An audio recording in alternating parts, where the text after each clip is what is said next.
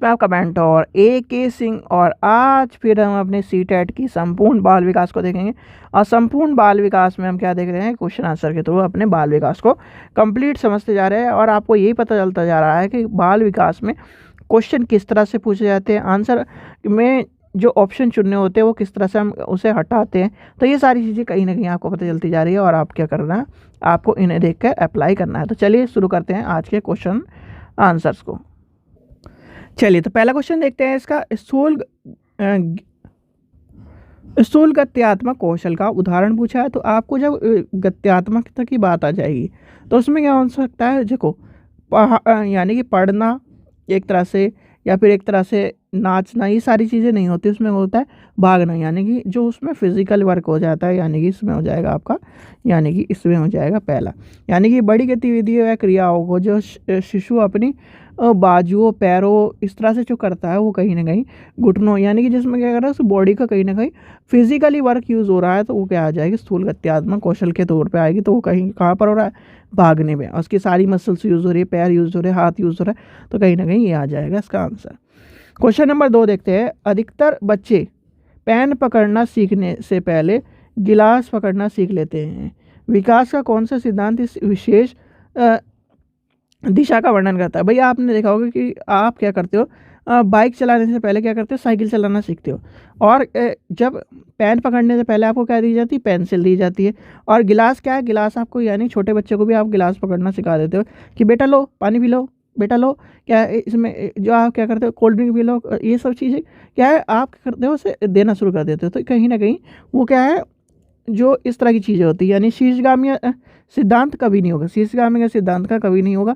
तो इसमें क्या होगा, अधोगामी, यानी कि इसका हो जाएगा ऑप्शन नंबर 2, यानी कि अधोगामी सिद्धांत हो जाएगा। इसमें क्या होता है, अधिकतर बच्चे पेन पकड़ने से पहले क्या करते हैं, गिलास पकड़ना सीख लेते हैं। विकास का जो अधोगामी सिद्धांत होता है, इसमें विकास की दिशा का वर्णन किया जाता है कि यह निकट से दूर तक चलता है, केंद्र से, यानी केंद्र से शरीर के कुछ हिस्से तक पहुँचता है, और फिर क्या है, फिर जो होता है विकास की जो कहीं ना कहीं प्रक्रिया होते है उसके उपरांत चलती रहती है। ठीक है, तो ये आपको कहीं ना कहीं पता होना चाहिए। इसलिए विकास का जो प्राथमिक चरण होता है बच्चे में, जो मांसपेशी होती है, अब मैंने आपका कहा ना पेंसिल क्यों देते हैं हम, आज आप टीचर हो तो आप ये सोच के देखो कि पेंसिल क्यों देते हैं। आपने कभी भी छोटे बच्चे का हाथ में का देखा है, यानी कि 1 साल 2 साल 3 साल के बच्चे या 4 साल तक के बच्चे का अपना उनके हाथों की उंगलियां देखो, उनके हाथों को, यानी कि आप उन्हें कुछ भी पकड़ा दो तो क्या करेंगे, जैसे उसके, यानी उससे पकड़ा ना जा रहा हो इस तरह पकड़ते हैं।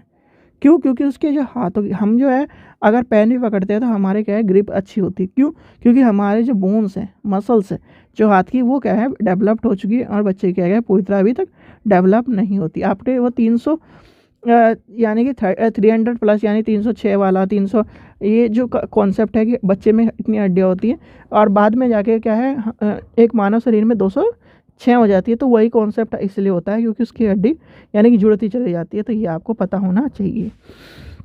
क्वेश्चन नंबर 3 देखते हैं। बहुत छोटे बच्चे के लिए निम्न में से कौन सी संस्थाएं सामाजिकरण की प्राथमिक संस्था मानी जाती है। तो छोटे बच्चे में क्या हो जाएगा, आपको पता ही है, छोटे बच्चे की बात कर रहा है तो कौन हो जाएगा, सामाजिकरण में उसका परिवार और आस पड़ोस। क्यों, देखो आस पड़ोस ये कटा, विद्यालय कटा, विद्यालय तो जाता ही नहीं हो, सामाजिकरण नैतिकता ये वाली बात कर, धर्म तो उसे पता ही नहीं। भाई छोटे बच्चों को क्या पता धर्म, आगे बताओ। आज क्या नाम 1 साल का बच्चा हुआ, उसे पता है धर्म, कि धर्म ये होता है ये होता है। आपको ही तो पता है धर्म के बारे में, छोटे बच्चों को तो नहीं पता। छोटे बच्चों को तो बस कहोगे कि बेटा यहाँ यहाँ भगवान के आगे जय कर दो, उसे पता है कि ये क्या है, उसे कहीं नहीं पता। तो इसलिए सबसे ज़्यादा पता होता है परिवार का, जहाँ पर वो पैदा होता है, जहाँ पर वो खेलता है, जहाँ पर वो क्या है, सबको ये पता होता है कि ये मेरे दादा है दादी है, ये क्या है। फिर उसके बाद क्या है, उसका पड़ोस, पड़ोस में क्या है उसका, जैसे चीकू है बच्चा, चीकू का दोस्त है मोहित या फिर कोई भी और है, तो उसके साथ वो खेलेगा। तो यानी कि सेम एज का बच्चा है, जैसे मान के चलिए एक ये घर है, एक ये घर है, एक ये घर है, एक ये घर है।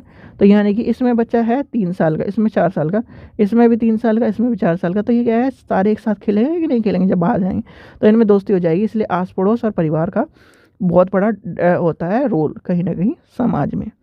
चलिए आगे चलते हैं। क्वेश्चन नंबर 4 देखते हैं। पियाजे के संज्ञानात्मक विकास के सिद्धांत के अनुसार बच्चे किस चरण में निगमात्मक रूप से सोच शुरू कर देते हैं। भाई सोचने की बात आती है, जब मैंने आपको बताया था, आपको ये कॉन्सेप्ट समझाया था, 0 to 2, 2 से 7, 7 से 11, 7 से 11 और 11 से आगे, यानी कि आगे तक मान के चलिए, 15 तक मान के चलिए, यानी कि संवेदीगामी, पूर्व संक्रियात्मक, मूर्त संक्रियात्मक, औपचारिक संक्रियात्मक, ये बताए थे। तो आपको मैंने कहा था कि जब बच्चा क्या करता है, 11 से ऊपर का हो जाता है, तो वो क्या करना सोचता है, एक तरह से जो उसके संज्ञानात्मक सिद्धांत होते हैं वो औपचारिक संक्रियात्मक अवस्था में डेवलप होने लगते हैं, यानी कि 11 के बाद की, 11 से 15 मान के चलिए एज को। ठीक है, चलिए आगे चलते हैं।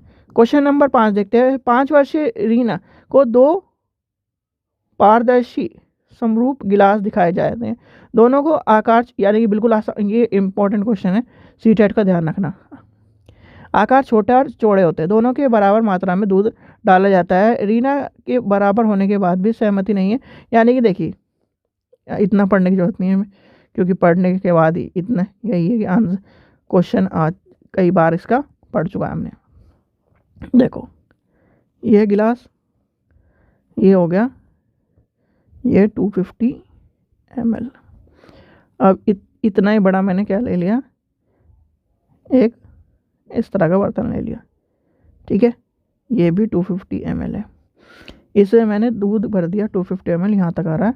और इसमें क्या कर रहा है, इसमें या मान लीजिए पूरा आ रहा है 250 ml।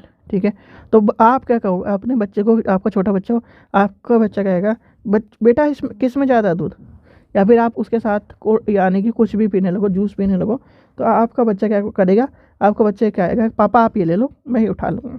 भले ही बराबर है, इसमें क्या है, भले ही बराबर है, पर आपका बच्चा क्या करेगा, इसे ही उठाएगा। तो इस चीज़ का आपको पता होना चाहिए। ये होती है विकेंद्रीकरण की कठिनाई, यानी कि उसे क्या है, केंद्रीय, अभी तक जो है मापांकन और इन सब चीज़ों के बारे में नहीं बताया, तो इसलिए क्या हो जाएगा, इसका आंसर ऑप्शन नंबर 1 हो जाएगा। चलिए क्वेश्चन नंबर 6 देखते हैं। अनु का तर्क है कि केवल समाज ही तय कर सकता है कि क्या क्या सही है, व्यक्तिगत रूप से नहीं। कॉलर वर्ग के नैतिक सिद्धांत के अनुसार यह उदाहरण किस चरण के दर्शाता है, तो किस चरण को दर्शाता है भाई, जो कॉलर वर्ग है उसके किस सिद्धांत को दर्शाता है, सिद्धांत के अनुसार दर्शाता है। तो इसमें आपका हो जाएगा, इसमें आपका क्या हो जाएगा, वह अधिकतर एवं सामाजिक क्रिया की बात करता है, यानी समाज की बात कौन करता है, कॉलर वर्ग। तो समाज का ही ढूंढ लो कहाँ है इसमें,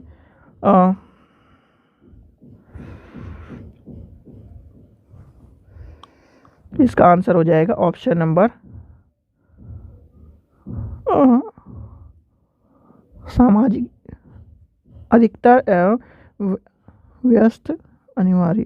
तो इसका आंसर हो जाएगा ऑप्शन नंबर सी। इसमें क्या है, अधिकतर एवं सामाजिक क्रिया आएगा यहाँ। मैं भी सोच रहा हूँ कि गलत कहाँ है, सामाजिक क्रम व्यवस्था अभिविन्यास। ठीक है, चलिए आगे चलते हैं। क्वेश्चन नंबर 7 देखते हैं। क्वेश्चन नंबर 7 क्या है, वाइगोत्स्की के विचार के अनुसार निम्न में से विद्यार्थियों के अधिगम को पहाड़ प्रदान करने का कौन सा तरीका सही है। तो पहाड़ क्या होता है, यानी कि एक तरह से पहाड़ दे रहे हैं, यानी कि इसके अंदर एक तरह से किस चीज़ की बात कर रहा है, स्कैप फोल्डिंग की। ध्यान रखना, लिख लीजिए, स्कैप फोल्डिंग। तो क्या है, स्कैप फोल्डिंग की बात कर रहे हैं। तो स्कैप फोल्डिंग में क्या हो जाता है, स्कैप फोल्डिंग में ज़रूरत पड़ने पर वह संकेत व इशारा देने वाली, यानी जहाँ पर भी आपको स्कैप फोल्डिंग दिख जाए तो वहाँ पर क्या होगा, संकेत की बात आ जाएगी। ठीक है, चलिए आगे चलते हैं। क्वेश्चन नंबर 8 देखते हैं। वाइगोत्स्की ने निम्न में से किस से बढ़ावा दिया है। तो वाइगोत्स्की ने आपको किस बढ़ावा दिया है, आपको मैंने बताया था वाइगोत्स्की किसकी बात करता है, सहयोगात्मक अधिगम की बात करता है। तो सहयोगात्मक अधिगम हो जाएगा इसका आंसर, यानी कि कंठस्थीकरण की बात नहीं करता, परीक्षा में केंद्रीय शिक्षा शास्त्र की बात नहीं करता, मानकीकृत पाठ्यक्रम की बात नहीं करता, वो सहयोगात्मक की बात करता है। चलिए आगे चलते हैं। क्वेश्चन नंबर नेक्स्ट देखते हैं। 9वां क्वेश्चन देखते हैं। एक प्रगतिशील कक्षा में अधिगमकर्ताओं को किस तरह से समझा जाता है। तो किस तरह समझा जाता है भाई, जब किसकी बात कर रहा है वो कर रहा है ज्ञान के निर्माण की बात। तो ज्ञान के निर्माण में ढूंढ लो, ज्ञान के निष्कर्ष ग्रहणकर्ता के रूप में नहीं जी, ज्ञान निर्माण में सक्रिय भागीदारी, यानी सक्रिय भागीदारी आपके हो जाएगा पॉजिटिव वर्ड, और यही इसका आंसर होगा। देखिए केवल तो कट जाएगा, स्वतंत्र रूप से यानी कि ये भी हट जाएगा, इसमें एस पक्ष आ जाएगा, ये की जगह ये हो जाएगा इसका आंसर। ठीक है, चलिए आज का लास्ट देखते हैं क्वेश्चन। रजनी देखी गई वस्तुओं के मानसिक चित्रण और परिवर्तन से बहुत कुशल है। गार्डनर के बहुबुद्धि सिद्धांत के अनुसार वह किस प्रकार की बुद्धि को दर्शाती है? तो भैया गार्डनर क्या कहता है, गार्डनर वो यानी कि स्थानिक की बात करता है, यानी भाषा की तो बात करेंगे ना भाई, इसमें कहीं भाषा की यानी मानसिक चित्रण की बात करता, तो भाषा कट गया, संगीत कट गया, आंतरिक व्यक्ति यानी कि इसमें इंट्रापर्सनल भी कट गया, बचा कौन सा आपका स्थानिक। तो ये हो जाएगा इसका स्थानिक परिवर्तन की बात करता है, यानी कि उसने पहले एक चीज़ देखी फिर दूसरी चीज़ देखी, तो क्या कर रहा है स्थान की या फिर चित्रों के परिवर्तन की बात करना है। ठीक है बच्चों, तो ये थे आज के क्वेश्चन। आशा करता हूँ आपको वीडियो पसंद आई। वीडियो पसंद आई तो लाइक करें, चैनल को सब्सक्राइब करें, वीडियो को ज़्यादा शेयर करें। और अभी कुछ टाइम में आपके जो क्या है टॉपिक शुरू होने वाले हैं, जिसमें क्या है जैसे आपका कि फुल फॉर्म के टॉपिक्स पूछे जाते हैं कि टॉपिक से रिलेटेड है, तो वो क्या है टॉपिक कहीं ना कहीं बच्चों को एक तरह से सीटेट का सिलेबस सबने पढ़ रखा है। ठीक है, और वो सीटेट का सिलेबस इन क्वेश्चन आंसर से कवर भी हो जाएगा। पर जो क्वेश्चन है सीडीपी के, वो कहीं ना कहीं जो टॉपिक्स आते हैं, नए नए टॉपिक्स आ रहे हैं, वो कभी पूरे नहीं हो रहे, तो इसलिए वो पूरे कराएंगे हम। ठीक है बच्चों, चलिए आपको क्या करना है, चैनल को सब्सक्राइब कर रखना है, वीडियो को लाइक करना है, शेयर करना है, और अपने परीक्षा सहपाठी चैनल के साथ जुड़ते रहना है। और प्रीवियस ईयर के पेपर जरूर करना, क्योंकि प्रीवियस ईयर के पेपर यानी कि आपको ये मान के चलिए 50+ पेपर हैं, 50+ पेपर में ये मान के चलिए आपको 85 से 90 क्वेश्चन उन्हीं में से देखने को मिलेंगे, तो इस चीज़ का भी ध्यान रखिए। चलिए, और लेने कहाँ से previous year paper, link description में दिया है, वहाँ से जाकर ले सकते हैं। ठीक है बच्चों, थैंक यू।